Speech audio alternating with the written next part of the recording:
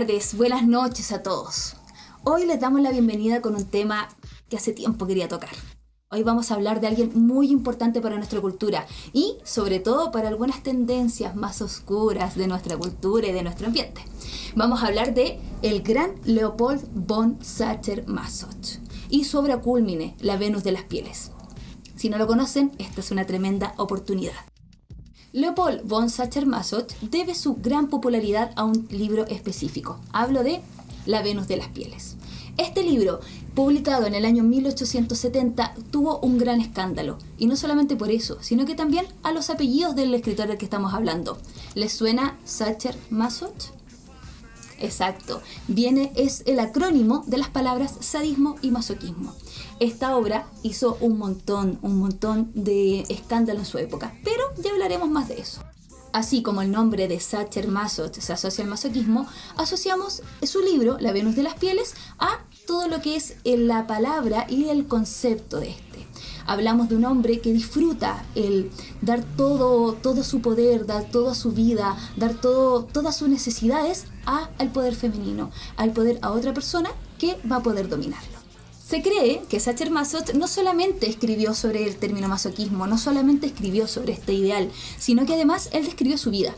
Sacher-Masoch desde su niñez siempre se vio cercano o vio con mucha necesidad lo que es el dolor ajeno, lo que es la sumisión ajena, incluso desde lo que era el trabajo con animales hasta lo que era la esclavitud de las personas. Siempre se vio muy interesado y esto lo llevó a su vida durante toda su carrera. Y no solo eso, también a su vida marital.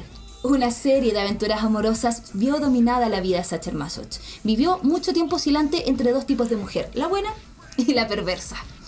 Y bueno, ¿a qué adivinan con cuál tipo se quedó? Por supuesto, esa mujer que lo encandilaba, esa mujer que lo dominaba, esa mujer que era todas al mismo tiempo. Y que somos hoy en día. Sabemos que hoy en día podemos ser más que solamente dos tipos de mujer, ¿verdad? Y eso mismo fue lo que encandiló a Sacher-Masoch. Él se vio atraído hacia esa crueldad, atraído a esa tipología de mujer que lo dominaba, que dejaba que toda su voluntad se viera dominada a este instinto y él no tener ningún tipo de necesidad propia, él no decidir por sí mismo, lo que es el masoquismo. Es tanto lo que estamos comentando que incluso en el año 1869 Sacher-Masoch firma un contrato con una pintora. Con ella, bajo este contrato, dice que todo lo que ella decida, él lo debe hacer, con una excepción, con un pequeño objetivo, que ella solamente se vistiera de pieles. Cada vez que ella usara estas pieles, él iba a estar totalmente dominado hacia ella. Que eso es la trama exacta del libro del que estamos hablando hoy en día, La Venus de las Pieles. Este libro, que hace tantos años se escribió, sigue estando vigente hoy en día. Y Sacher-Masoch lo vivió en carne propia. La Venus de las Pieles ha sido adaptada varias veces al cine, incluso en el cómic. Además, Salvador Dalí dedicó varias de sus obras. Bandas como The Velvet Underground y Electric Wizard han sacado varios temas en honor a este libro. Además, en Chile tenemos una excelente bailarina que una de sus obras la dedicó absolutamente a este libro. Pronto hablaremos de ella. En conclusión, Sacher-Masoch describe todas las perversiones en su libro. Describe a esta mujer infiel, déspota, maligna, perversa. La mujer que todas somos en nuestro interior, pero que solamente en algunas ocasiones gustamos demostrarlo. Sacher-Masoch se veía caído totalmente a este tipo de mujer. Y lo que hace es describir en este libro todo este ámbito de perversiones para que podamos conocerlos desde otro lugar. Así que la recomendación de hoy, acérquense a La Venus de las Pieles, acérquense a la obra de Leopold von Sacher-Masoch, porque no se van a arrepentir. Mientras yo sigo con mi libro y me he visto de pieles falsas para inspirarme en esta novela, inspirarme en esta historia y por supuesto recurrir a esta mujer interna que todas tenemos, los voy a dejar con una pequeña reflexión o quizás un pequeño lema que en algunas religiones incluso se ocupa. Con esto comienza el libro. Dios le castigó poniéndole en manos de una mujer. Nos vemos pronto en otra cápsula. Quizás temas más oscuros nos convocan.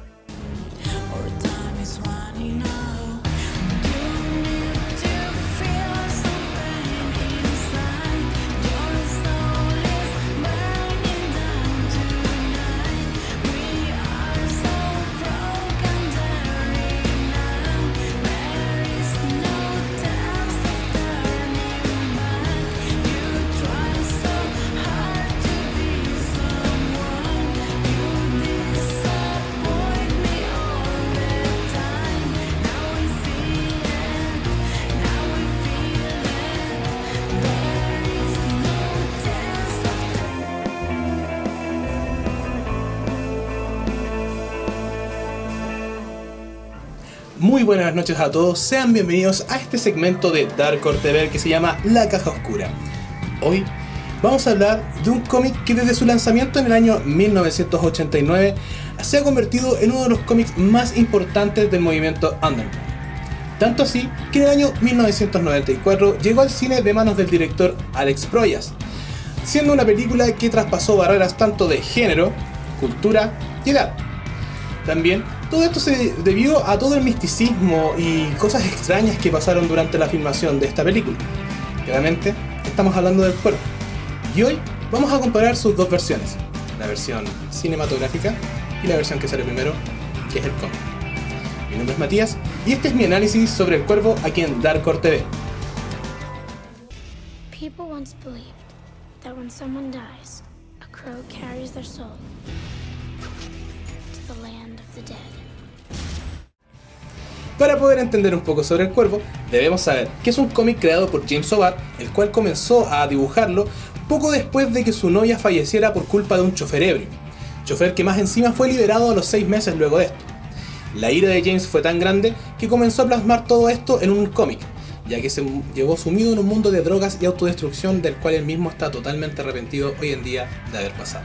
Desde su lanzamiento en el año 1989, en febrero para ser exacto, el cómic se convirtió en un fenómeno mundial, llegando incluso a tener una banda sonora a cargo de la banda Trust Obey, titulado Fierce and Bullet, Music to Accompany the Crowd, la cual fue lanzado en 1993 y que venía acompañado de una edición especial del cómic. Ese mismo año se comenzó a gestar la creación de una película basada en esta historia. Sabemos que si algo va a pasar por las manos de Hollywood, hay muchas decisiones creativas que hacen que se cambien las historias o algunos conceptos del material original. Pero, ¿qué tanta diferencia hay entre estas ambas versiones? Vamos a verlo a continuación. La trama en esencia es la misma. Eric Draven y su prometida Shelley Webster son brutalmente asesinados. Shelley lamentablemente es violada. Y luego de un año, Eric vuelve de la tumba para poder cobrar venganza. La diferencia más grande que existe en esto se debe a que en el cómic nos muestra que ellos estaban en una escapada antes de su matrimonio y cuando venían de regreso en el auto quedan varados, siendo en esta oportunidad donde T-Birds y los suyos los encuentran y ocurren a esta brutal golpiza. Luego de esto, ambos son encontrados. Shelley está totalmente muerta y Eric es trasladado al hospital, lugar donde muere pocas horas después, luego de una insufrible agonía.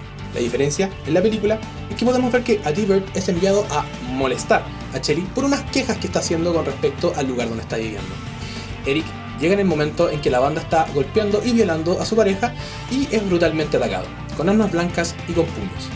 Luego de esto, es brutalmente asesinado a tiros y arrojado por la ventana. Cabe destacar muy bien que este balazo fue el que mató realmente al actor Brandon Lee durante la filmación de la película. La diferencia es netamente por un tema de presupuesto. La película costó $15 millones, bastante bajo para las películas de ese tiempo. La película recaudó cientos de millones de dólares a nivel mundial. Pero como el presupuesto era tan bajo, no había dinero para locaciones. Por ende, todo se tuvo que reducir a pequeños sets y esa es la explicación de por qué la historia al comienzo cambia. Obviamente entendemos que la narrativa no siempre será igual y que se adapta a diferentes formatos. Pero una cosa que se destaca bastante es el uso de los flashbacks. ¿Por qué? En el cómic se combina con más frecuencia las escenas de acción con los flashbacks, mientras que en la película se privilegia obviamente más la acción. Y los flashbacks se condensan en algunas pocas escenas que podemos ver alrededor de esta, y el resto de la película se desarrolla en el presente. Por lo tanto, la narrativa del cómic y la película es completamente distinta, aún basándose en la misma obra. Por otra parte, se realizan varios cambios en las tramas que corresponden a una diferencia de recursos narrativos entre la película y el cómic. Por ejemplo, en el cómic, Cherry y Shelley no se conocen, mientras que en la película, Shelley no solamente conoce a Sarah, nombre dado al personaje ya que encontraban que Cherry y Shelley eran demasiado parecidos, sino que también conocía a Eric y ambos lo cuidaban. Por último, también es destacable que en la película los villanos cambian de roles. En el cómic, por ejemplo, el jefe de la banda de criminales es T-Bird y Top Dollar es un contrabandista más. Esto cambia en la película, ya que Top Dollar es el malo más malo de todos los malos y T-Bird es uno más del montón. Como su nombre lo destaca, aquí hablamos de un cuervo. El cuervo en esta obra se ve como un animal que es símbolo de muerte, de soledad y de protección. El cuervo en esta obra, según el mismísimo James Howard, se alimenta de la muerte de sus víctimas. Podemos ver cómo este cuervo habla, cosa que en la película no pasa. El cuervo representa la conciencia del protagonista y le indica qué tiene que hacer y la decisión que debe tomar. Esta característica se pierde en la película, la verdad, lo cual nos queda mostrando que el cuervo simplemente guía a Eric para que pueda matar a gente, no lo guía de forma espiritual. Algo que no muchos saben es que en esta película el cuervo es una especie de dios. Le habla a Eric de una forma de hijo, por lo que podemos decir que esta es una metáfora del sufrimiento, tortura y sacrificio de Cristo. Esa es la razón por la cual en la obra aparecen constantes imágenes de Cristo crucificado y coronado de espinas junto a la figura de Eric. Entonces podemos decir que nuestro protagonista es una versión más oscura, gótica y contemporánea del mismo Jesucristo, impartiendo justicia y salvando a la ciudad de las injusticias que suceden en Detroit. Podemos destacar la figura del cementerio y de la gran iglesia gótica que aparecen en la película, y no tanto en el cómic.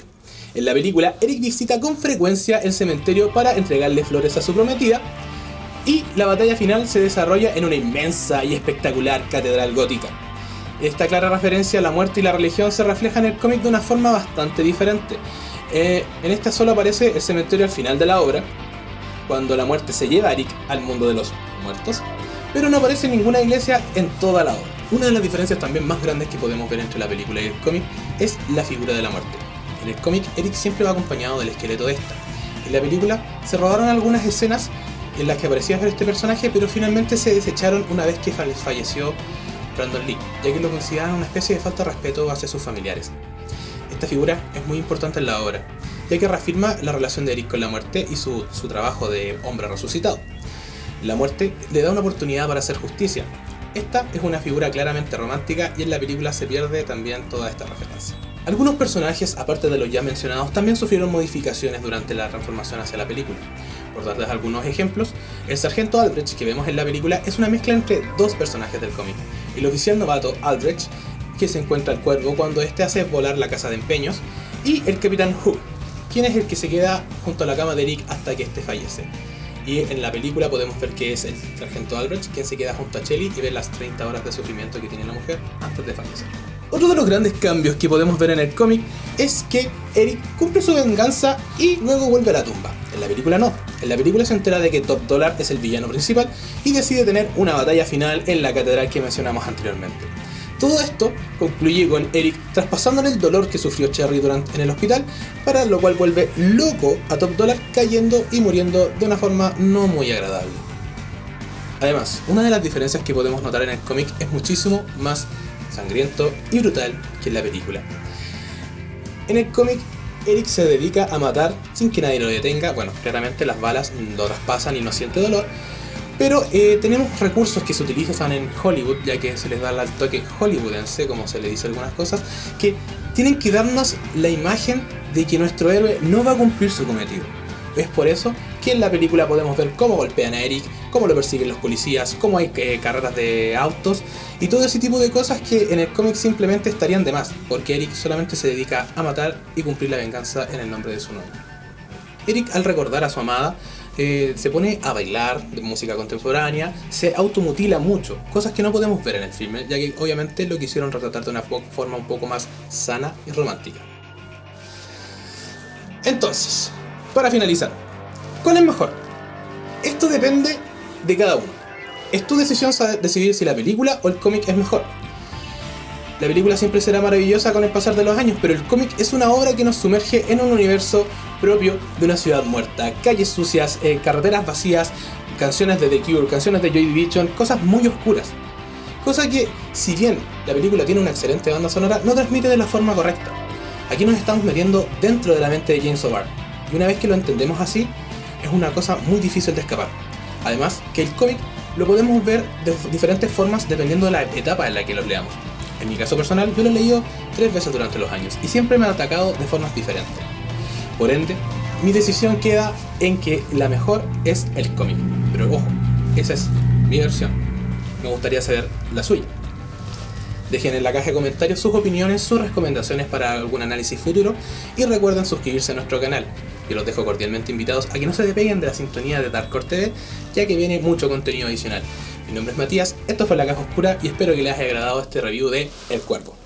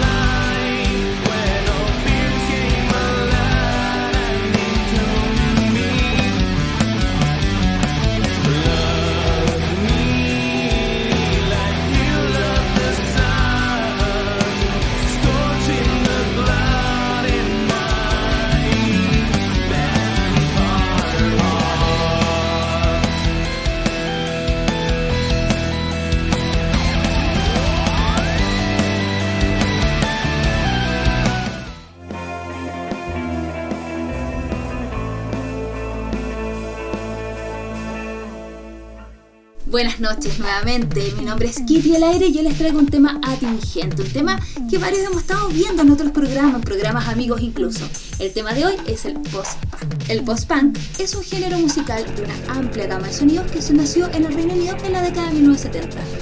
Harto de los sonidos tradicionales, de las ideas antiguas que traía el punk rock, el post-punk nace con toda esa fuerza, con muchas ideas vanguardistas y con una amplia gama de sonidos como decía anteriormente. El post-punk es un género amplio de música rock que surgió a finales de la década de 1970 en el Reino Unido, cuando los artistas musicales de la época se apartaron de la cruda sencillez y tradicionalismo del punk rock, adoptando en su lugar una variedad de sensibilidades vanguardistas, ajenas al rock tradicional, cargada de experimentación y búsqueda de nuevas ideas sonoras. El estilo post-punk, eso sí, implica necesariamente una experimentación mayor de los artistas de herencia rock, con elementos ritmos de electrónica, sintetizadores, computadores y elementos futuristas, así como nuevas formas de producción y creación musical. Este deseo por la experimentación y por la elaboración de sonidos implica también necesariamente una evolución, desde la destructiva concepción estilística de la música punk, siendo casi una antítesis de esto. Ideológicamente, el post-punk es nihilista, pero a la vez es muy festivo. Nace desde un sentimiento de inconformismo generalizado que, a diferencia del punk, donde estás en una sociedad en la que vives para trabajar y trabajas para vivir, venía a buscar un lugar en el mundo, con más experimentación musical, elementos más melódicos, mensajes contestatarios política y socialmente, y hasta mensajes más introspectivos y analíticos en sus letras, que ahora contaban con citas artísticas a libros, haciendo alusiones a la melancolía y al cuestionamiento. No existe un consenso sobre la tipología de las canciones post-punk. Prueba de ello es que se pueden encontrar etiquetados como post-punk numerosos subestilos diferentes entre sí, desde herederos góticos procedentes de Joy Division, grupos casi electrónicos que beben de Kraftwerk. Como bandas más arquetípicas de la consideración post-punk de la primera ola podemos encontrar a Joy Division, Public Image Limited, Siouxsie and the Banshees, The Fall, The Psychedelic Force, Echo and the Bunnymen, Bauhaus o Killing Joke. Aquí también podrían entrar como bandas como The Cure, sobre todo en sus primeros álbumes, donde recogieron la fuerza del estilo post-punk en sus aristas aún sin limar. De la misma manera pueden surgir otros nombres como Wire, Talking Heads, The Soft Boys, Magazine o Gun of Fun. Y seguimos con el post-punk, que vino a ganar tal notoriedad que influenció a grandes bandas que después surgirían en la llamada ola del post-punk revival, que es el subgénero de indie rock, desarrollado a finales de los 90 y a principios de los 2000, inspirados por la estética y sonido original del garage rock de los 60, el new wave y post-punk de finales de los 70 e inicios de los 80. donde tanto en Estados Unidos, primeramente, surgen nuevas bandas que refrescarían este estilo proveniente de décadas anteriores, a darle un nuevo aire con bandas como The Strokes, Yeah Yeah Yeahs, The Killers e, una que me encanta, una de mis favoritas, Interpol, entre muchas otras. Pero ojo, hay un punto de quiebre. El punto de quiebre de este movimiento puede tomarse como punto de inflexión. La muerte de Ian Curtis como miembro fundador y líder de Joy Division, agrupación que luego de su muerte cambió a nombre a una de nuestras bandas favoritas también, New Order, cambiando su sonido por una atmósfera más pop, incorporando nuevos elementos, con tintes más alegres e incluso incursionando en la electrónica.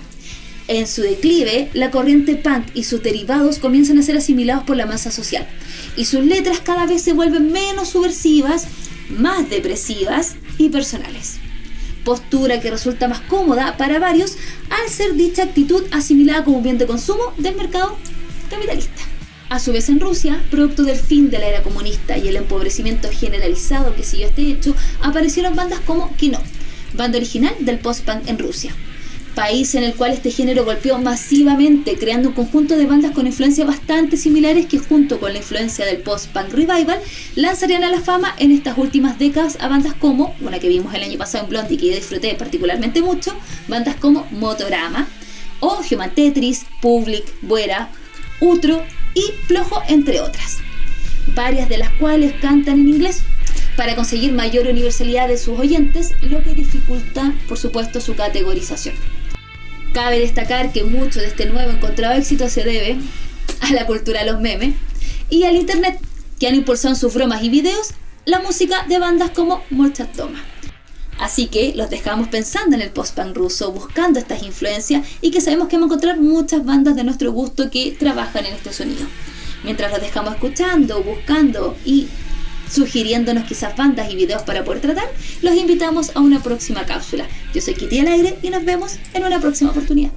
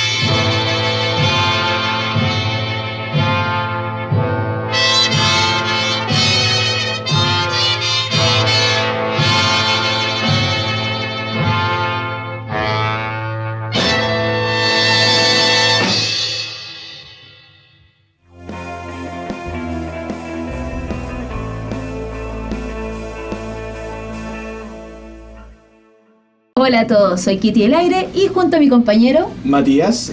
nos encontramos en un nuevo episodio de Crossover. Y junto a Matías hoy día contaremos algo de dos escritores muy importantes y que nos encantan. ¿Será un poco obvio de quién vamos a hablar? Nos vestimos especialmente para esta ocasión, no es nuestro poder reality, sino que es especialmente para Crossover. Hoy día vamos a hablar entonces de Edgar Allan Poe y el señor H.P. Lovecraft. Nacido en Baltimore el 19 de enero de 1809, Edgar Allan Poe fue un escritor, crítico y poeta estadounidense del período romántico, conocido como el maestro del relato corto, impulsor de la novela detectivesca y renovador del horror gótico, que nos flechó con relatos como Asesinato en la Rue Morgue o El Cuervo. Nacido el 20 de agosto de 1890 en Providence, Estados Unidos, H.P. Lovecraft fue un escritor que destacó sobre sus pares al crear el afanado horror cósmico, con novelas y cuentos de terror que abordaron el misterio y el miedo a lo desconocido, a lo ancestral y aquello que se escapa de nuestro entendimiento. Poe era un escritor versátil, de una alma artística torturada. Gracias a esto, llegó a ser el primer escritor estadounidense que intentó vivir de su escritura, a pesar de las adversas consecuencias económicas que esto significaba en ese tiempo. En cambio, Lovecraft, criado en una tradición burguesa inglesa desde pequeño, creció bajo el alero de su madre controladora y muy clasista, lo que se refleja en él y en su obra. Y un padre que fallecería en un manicomio cuando él apenas tenía 3 años. Como consecuencia de esto, la infancia del autor de H.P. Lovecraft fue solitaria. No se relacionaba con otros niños, prefería jugar solo o leer en su biblioteca. Según se comenta, a los 2 años ya era capaz de leer y a los 5 se declaró ateo. Durante los años en los que Poe estuvo vigente, la novela gótica era un género muy popular. Sin embargo, para este autor no fue para nada difícil destacar de todos sus pares, debido a la forma, al detalle y al estilo que como escritor y crítico literario aplicaba en todas sus obras. Aplicaba textos distintos para poder mantener la atención del lector. Uno de sus ejemplos más claros era que la novela debía ser lo suficientemente corta. Esto con el fin de que cada una de las palabras que él escribiera fuera a contribuir al mensaje que él quería entregar definitivamente. Interesante lo que me cuentas de Poe, pero también es súper importante hablar de Lovecraft. Por supuesto. Lovecraft además fue un adelantado a su época. Incluso dejó la educación a temprana edad. ¿Ya? La dejó de cuando era pequeño porque buscaba enfocarse en materias como astronomía, la ciencia y la escritura. Incluso, algo súper importante, publicó su primera obra con solo 15 años. Un hombre de mucho espacio, Lovecraft, ¿qué quieres que te diga? Pero Poe, dentro de su estilo macabro que explora la oscuridad del alma humana, usa elementos como la violencia y el horror para tratar las paradojas tan simples como el amor, la pena y la culpa. Todo esto a través de interpretaciones de mensajes morales como los claros atisbos sobre lo natural, siendo su principal enfoque explorar la oscuridad de la mente y sus tendencias autodestructivas. El pan de cada día. También aplicando elementos como narradores poco confiables, cosa que tú te pones a pensar si le creo o no le creo a este hombre que me está hablando en esta historia. ¿A quién no le ha pasado? Solo cosas. Retomando a Lovecraft, vamos a hablar un poquito de su infancia y bueno, algunas cosas más complicadas. Por ejemplo, en 1921 su madre fallece. Incluso fallece poco tiempo después de que él fracasara en sus intentos de ser astrónomo. Lamentablemente porque tenía falencias con las matemáticas. También fracasó nuevamente en su matrimonio con Sonia Green. Ya empobrecido, se dedica a editar y a escribir para otras personas. Tras sentir una profunda aversión en la vida neoyorquina, donde además se acrecentó su racismo, vamos a entrar en temas complicados, Lovecraft decidió volver a su Providence natal, donde vivió hasta el día de su muerte con sus tías. De su estancia en Nueva York, Lovecraft continuó intercambiando correspondencia con varios autores, para quienes trabajó como escritor fantasma y con algunos de ellos formando lo que se denominó posteriormente el Círculo de Lovecraft. Estas colaboraron en buena medida en el desarrollo de su propia literatura y salvaron la obra de Lovecraft del olvido. Maravilloso. Qué bueno que lo hicieron, la verdad. Necesario. Lovecraft era un hombre con bastante trabajo, pero también muy peculiar, lo cual no es muy diferente al señor Poe. Poe cuenta con muchos trabajos en formas de poemas tétricos y atrapantes como lo que es El Cuervo, el cual nos habla de claras alegorías a temáticas como la pérdida, la pena y el dolor. Habiendo él mismo experimentado esto al morir su esposa y su madre de tuberculosis cuando él tenía 24 años, lo que llevó a un desgaste de alcoholismo que arrastró toda su vida. Estos poemas acabaron siendo manifestados por los propios fantasmas del autor, ya que, según cuentan sus palabras, estos textos serían penosos y eternos actos para recordar. ¿Por qué elegimos estos autores tan trágicos? Darkcore. Ahora no entiendo todo. Bueno, retomando a Lovecraft, después de su regreso a Providence, se dedicaba a largos paseos nocturnos. ¿A quién no le ha pasado? Ayuda. Donde le invadía una profunda sensación de soledad y frustración. Durante esa época desarrolló sus obras más representativas como The Call of Cthulhu.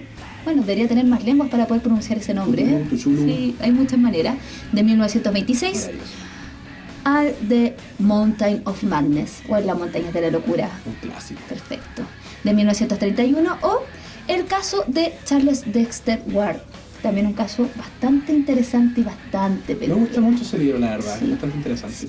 Bueno, se dice que hasta los más grandes no necesariamente tienen que ser las mejores personas. Sobre Poe, se habla de que su personalidad decía que era un hombre apático que solía desprestigiar a todos sus colegas escritores, ya que era un crítico muy duro y antagonista con el trabajo de los demás. Un amor. Conocemos algunos casos actuales, ¿ah? Pero para otro capítulo. Comienzo. A diferencia de Poe, que estuvo trabajando tanto en vida, Lovecraft se le conoció más después de esta, ¿ya? Apenas reconocido en vida, el día de hoy su obra ha sido traducida a más de 25 idiomas y su nombre es uno de los más relevantes en cuanto a lo que es el horror de ficción. O sea, todos nosotros conocemos su nombre, por supuesto. Y bueno, ya después de esto, por supuesto, llegó la hora de su muerte, en 1937, prácticamente en la pobreza. Recordemos que Lovecraft era una persona que no gustaba de juntarse con muchas personas, por lo tanto tampoco recibió ayuda después de la muerte de sus tías. Y además, por la infancia que tuvo, tampoco supo desarrollarse de manera de poder mantenerse a sí mismo. Como sabíamos, estaba ya en la pobreza debido además a un cáncer intestinal. Recordemos que en ese tiempo la salud y todo lo que es la ciencia no estaba tan desarrollada como ahora. Lamentablemente tienes razón. Sí. Más allá de su obra, se le considera un genio de la literatura de terror. Además, uno de los escritores más influyentes del género fanático del siglo XX. Mira tú. Un perfecto escritor. Perfecto. Podemos más capítulos de esto en algún momento. Bueno, la muerte es algo bastante extraño, tanto para Lovecraft como para Poe. ¿Tú sabías que a Poe lo encontraron sentado en una banca ya muerto? En extrañas circunstancias, realmente como que nadie sabe cómo murió. Pero, al igual que Lovecraft, la fama de Poe vino después de su muerte. Él falleció en el año 1849, siendo sus últimas palabras: Dios se apiade de mi pobre alma. No sé en qué momento las dijo, si lo escucharon, lo grabaron, pero eso es lo que dicen los textos de historia. Bueno, luego de hablar de ambos escritores podemos hacer un poco de síntesis. Si bien ambos escritores comparten escaños muy elevados en lo que la literatura gótica se refiere, no existe en sí mismo otro parámetro de comparación entre ellos, más que el miedo en sí, siendo Poe quien explora un miedo visceral que viene de la conciencia, de la oscuridad del alma y la mente, o sea, netamente todas las emociones y totalmente lo que todos nosotros tenemos en realidad. A diferencia de Lovecraft, Bueno, la gran diferencia de Lovecraft es que él explora un terror profundo, ancestral. Puede existente al hombre o a la conciencia, alejado del entendimiento y terrible fuera de cualquier punto de medición. Un horror cósmico que viene de otras galaxias y dimensiones con poderes absolutos llevados a la forma de monstruos indescriptibles, de formas terribles y espantosas, que llevarían, en su sola visión, a perder la cordura a cualquier persona. la mejor forma de describir a una criatura horrenda es no describiéndolo. Perfecto. Sin embargo, perdona que te interrumpa, Todo lo que quieras. recordemos que Lovecraft siempre fue un gran admirador de la obra de Poe. Y yo creo que Poe hubiera sido un gran admirador de la obra de Lovecraft si hubiera estado vivo en la misma época. Hubieran muerto juntos, empobrecidos, en la misma banca. Tomando juntos. Perfecto. Maravilloso. Bueno, hasta el momento, eso ha sido el capítulo de crossover de esta semana. Les damos las gracias por estar en sintonía de nosotros. Los dejamos invitados a suscribirse y a seguir todas nuestras redes. Recuerden que aquí con mi compañera Kitty vamos a estar compartiendo muchas cosas y sigan atentos a Dark Core TV, que todavía queda mucho más. Así que me despido cordialmente. Me despido yo también. Los dejo invitadísimos a seguir en Dark Core porque estamos preparando tremendas cápsulas para las próximas ocasiones. Así que nos vemos pronto. Nos vemos.